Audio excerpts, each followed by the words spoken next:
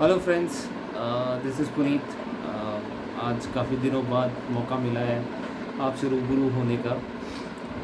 जैसे कि seventh Lord की सीरीज़ चल रही थी, जस्ट बिकॉज वो थोड़ा सा आजकल माहौल भी कुछ ऐसा ही चल रहा है, तो आई होप हम आप सब लोग तंदुरुस्त होंगे, स्वस्थ होंगे। और कोशिश कीजिए कि आप वर्क फ्रॉम होम ही करें इन दिनों, क्योंकि आजकल ये पेंडेमिक जो चल रहा है इसमें थोड़ा सा इन्फेक्शन होने का बहुत डर है। सो मैं भी थोड़ा मेरा आई वॉज़ नॉट वेल, सो इसीलिए वीडियो काफ़ी दिनों के बाद मैं अपलोड कर रहा हूँ। इवन कि सेवन्थ लॉर्ड की जैसे सीरीज़ चल रही है, आज सेवन्थ लॉर्ड जब 12th हाउस में हो तो कैसे रिजल्ट देगा, उसी के बारे में बात करने के लिए आपके साथ मैं आया हूँ। सो फाइनली आज सेवन्थ लॉर्ड की सीरीज़ ख़त्म हो जाएगी। तो चलिए दोस्तों, शुरू करते हैं। सप्तमेश जब 12वें भाव में हो तो कैसे फल देगा। दोस्तों, सबसे पहले आपको पता है कि मैरिज हाउस है सेवन्थ हाउस। तो सेवन्थ हाउस का 12th हाउस में जाना एक अच्छी पोजीशन तो नहीं है, क्योंकि सेवन्थ हाउस का एक्सपेंस से रिलेशन बन रहा है। तो ऐसा हो सकता है कि आपको शादी के बाद आपके एक्सपेंसेस बढ़ जाएं, आपकी पत्नी बहुत खर्चीली हो जिसके कारण आपको परेशानी झेलनी पड़े, रोगी हो सकती है अगर पाप प्रभाव में हो तो उसकी दवाइयों पे, उसकी इन चीज़ों पे खर्चे करने पड़ सकते हैं। डिपेंड करता है, क्योंकि ये रिलेशन भी जो ऐसा है कि अपने से 6th हाउसेज अवे जा रहा है प्लैनेट। तो सेवन्थ लॉर्ड अगर छठे भाव से रिलेशन बना रहा है, दृष्टि संबंध भी बना रहा है, और अपने से छठे भाव में, क्योंकि छठा भाव सर्विस का भी होता है। ऐसा हो सकता है कि आपकी वाइफ वर्किंग हो, कोई नौकरी करती हो, छठा भाव नौकरी का भी होता है। तो कोई ऐसा काम करती होगी जिसमें सर्विस दे के उसको उसको कुछ पे आउट्स मिल रहे हैं। छठा भाव क्योंकि फॉरेन कंट्री, 12वां भाव क्योंकि फॉरेन कंट्री, फॉरेन कल्चर को भी दिखाता है। तो ऐसा हो सकता है कि डिफरेंट कल्चर में आपकी शादी हो, किसी ऐसी कास्ट में जो आपकी में ना हो। ऐसे कास्ट में भी आपकी शादी हो सकती है, आउटर कास्ट में, इंटर कास्ट मैरिज की पॉसिबिलिटी पूरी रहती है। क्योंकि 12वां भाव फॉरेन कंट्री को भी दिखाता है, तो फॉरेन ट्रैवल की भी संभावनाएं रहती हैं कि शादी के बाद आप अपनी पत्नी के साथ फॉरेन ट्रैवल करने जाएं।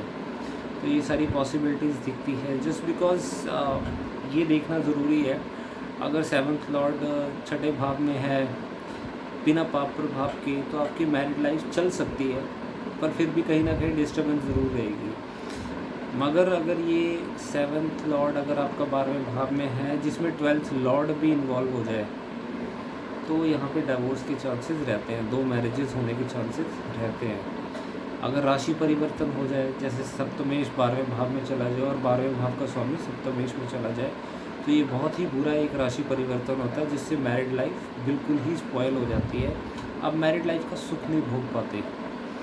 चाहे आपकी मैरिड लाइफ चलती रहे, चलती तो बेसिकली मैरिड लाइफ चल सकती है आपकी, जैसे दोनों आपके मतलब आप हैं और आपका पार्टनर है, दोनों में से एक की भी मैरिज हाउस की स्थिति ठीक है, सेवन्थ हाउस और कारक की स्थिति ठीक है, तो मैरिड लाइफ हो सकता है निभ जाए, क्योंकि दोनों में से एक में मैरिज का सुख है। तो हो सकता है जिसकी कुंडली में ये मैरिज का सुख है, तो उसके कारण ये आपकी मैरिड लाइफ टिक जाए। अगर आप मैरिड लाइफ का सुख नहीं भोग पाएंगे, कहीं ना कहीं कोई ना कुछ प्रॉब्लम लगी रहेगी। Just because seventh house partnership का भी होता है, बिजनेस का भी होता है। तो अगर आप इन्वेस्टमेंट करेंगे तो लॉसेस होने के चांसेस ज़्यादा है, क्योंकि लॉस से संबंध बना रहा है, 12वां भाव खर्चे से संबंध बना रहा है। अगर आपको बिज़नेस करना भी है, अगर आपका 10th house 10th Lord strong है, तो आप इंडिविजुअल बिज़नेस करें, पार्टनरशिप में नहीं। अगर आप पार्टनरशिप में बिज़नेस करेंगे ज़्यादा देर चल नहीं पाएगी। आप उसका ये भी देख लीजिएगा कि आपको पार्टनर से गेन हाउस, आपका 5th हाउस भी स्ट्रॉन्ग होना चाहिए, क्योंकि ये सप्तमेश से पंचम भाव है। तो आपको ये देख लेना चाहिए कि आपको पंचम सप्तम से गेन कितना हो रहा है, क्योंकि सेवन्थ का 11th हाउस 5th हाउस है, तो आपको 5th हाउस को भी एक बार देख लेना चाहिए, 5th हाउस या 5th लॉर्ड की क्या पोजीशन है। अदरवाइज़ ये पोजीशन अच्छी तो नहीं है, सप्तमेश का 12वें भाव में जाना। कुछ केसेस के लिए अच्छी है फॉरेन कंट्री में, पर ऐसा ज़रूरी नहीं है कि सेवन्थ लॉर्ड अगर 12th में चला जाए तो डाइवोर्स होगा ही होगा। ऐसा भी होता है कि अगर सेवन्थ लॉर्ड आपका 12वें भाव में चला गया, अगर अच्छी राशि में है, अपनी राशि में है, मूल त्रिकोण में है, उच्च का है, तो वो आपको मैरिड लाइफ में अच्छा ही रिजल्ट देगा। उसका रीज़न ये है कि क्योंकि अगर सेवंथ लॉर्ड आपका अपनी राशि या उच्च की राशि में चला जाता है 12वें भाव में, तो वो अपने सेवन्थ हाउस को स्ट्रॉन्ग करेगा, अपने हाउस को कोई भी वीक नहीं करता। तो उस केसेस में ये सेवन्थ लॉर्ड की स्थिति बहुत अच्छी रहेगी आपकी। मगर पाप प्रभाव में नहीं होना चाहिए, मैं आपको पहले ही बता रहा हूँ। पाप प्रभाव में होगा, चाहे फिर वो उच्च का ही क्यों ना हो या स्वराशि का ही क्यों ना हो, तो ये आपको प्रॉब्लम ज़रूर क्रिएट करेगा आपकी मैरिड लाइफ में। आपकी पार्टनरशिप स्पॉइल कर देगा, डेली इनकम स्पॉइल कर देगा। आपको डेली इनकम कमाने के लिए बहुत मेहनत करनी पड़ेगी। छठा भाव से संबंध बना रहा है अपने से 6 हाउसेज अवे गया और 6 हाउस को ही देख भी रहा है। तो शादी के बाद आपको अगर ये अच्छी पोजीशन में नहीं हुआ तो आपके ऊपर कर्जे चढ़ सकते हैं। कर्ज़ों के कारण आप परेशान रहेंगे, या आपकी वाइफ ऐसे सर्कमस्टांसेस पैदा कर देगी जिसके कारण आप कर्ज़ों से परेशान हो रहे हैं, रोग पे पैसे खर्च कर रहे हैं, लोन्स पे पैसे खर्च कर रहे हैं, आपका डाइवोर्स हो रहा है तो आप कोर्ट केसेस पे पैसे खर्च कर रहे हैं। तो ये सब पॉसिबिलिटी सारी निकल के आएंगी। छठा भाव जैसे अच्छा स्थान तो नहीं है, दुष्ट स्थान बताया गया है, डिस्प्यूट्स का है। तो ये सब चीज़ें डिस्प्यूट्स में बदल जाएंगी अगर ये पाप प्रभाव में होगा। एक तो वैसे ही नेगेटिव हाउस में चला गया प्लैनेट, है ना, और दूसरा नेगेटिव हाउस में जाने के साथ साथ पाप प्रभाव में भी आ जाता है, तो ये कंडीशन आपकी बहुत वर्स्ट हो जाएगी। तो इसीलिए आप किसी एक्सपर्ट एस्ट्रोलॉजर की सलाह लें ये सब मैरिज करने से पहले।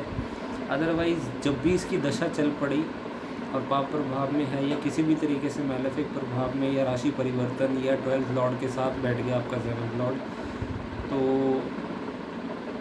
ये प्रॉब्लम क्रिएट करेगा। और आपको ये भी देख लेना चाहिए क्योंकि 12th हाउस में एक्सपेंसेस का होता है, खर्चे। कोई भी प्लैनेट 12वें भाव में जाएगा वो खर्चे तो ज़रूर करवाएगा। और ये भी देख लेना चाहिए कि 7th लॉर्ड शुभ प्लैनेट है या अशुभ प्लैनेट है। अगर तो ये शुभ प्लैनेट है तो अगर प्रॉब्लम्स आई तो बेरेबल होंगी, आप हो सकता है उसको हैंडल कर लें, क्योंकि शुभ प्लैनेट जो होते हैं ना वो कोई भी नेगेटिव फल देते हैं तो इतना नहीं देते कि आपसे बर्दाश्त ना हो सके। अगर ये अशुभ प्लैनेट है जैसे शनि मंगल सूर्य है, मैलेफिक प्लैनेट्स हैं, तो उनकी नेचर ही है वो मैलेफिक प्लैनेट्स ऑलरेडी उनकी नेचर ख़राब है, ऊपर से वो दुष्ट स्थान में जाएंगे तो वो आपको प्रॉब्लम क्रिएट करेंगे। तो प्लैनेट 7th लॉर्ड कौन सा है ये भी देखना ज़रूरी है। 7th लॉर्ड अगर जुपिटर है, कोई वीनस है या शुक्र है, अगर वो नेगेटिव प्रभाव में आ भी जाता है तो भी आपको कष्ट इतने देगा कि आप अगर आपको मान लीजिए सपोज वो कोर्ट केस की तरफ लेके भी जाता है तो ज़्यादा कोर्ट केस में परेशानी नहीं होगी, इजीली म्यूचुअल कंसेंट से कोर्ट केस आपका सॉर्ट आउट हो जाएगा। मेरा कहने का मतलब सिर्फ इतना सा है कि हर चीज़ का इम्पैक्ट है, कौन से प्लैनेट की दृष्टि पड़ रही है, क्या है, ये सब चीज़ें मैटर करती हैं। तो ये एक जनरल इंटरप्रिटेशन, जनरल एक रिजल्ट्स थे। जब 7th लॉर्ड 12वें भाव में होगा तो कैसे रिजल्ट्स देगा, तो आप अपनी कुंडली देख सकते हैं, एनालिसिस कर सकते हैं। अगर आपको कोई कंसल्टेशन चाहिए तो आप मेरा नंबर आपको डिस्क्रिप्शन बॉक्स में मिल जाएगा, आप मुझे कॉल करके आप फ़ीस पे करके आप कंसल्टेशन ले सकते हैं। और मेरी ईमेल आईडी भी आपको डिस्क्रिप्शन बॉक्स में मिल सकती है। You can contact me through email. And channel को लाइक सब्सक्राइब शेयर करना ना भूलें, बहुत मोटिवेशन मिलता है। ऑलरेडी आपने बहुत प्यार दिया है तो मैं चाहता हूँ कि ऐसा मोमेंटम चलता रहे।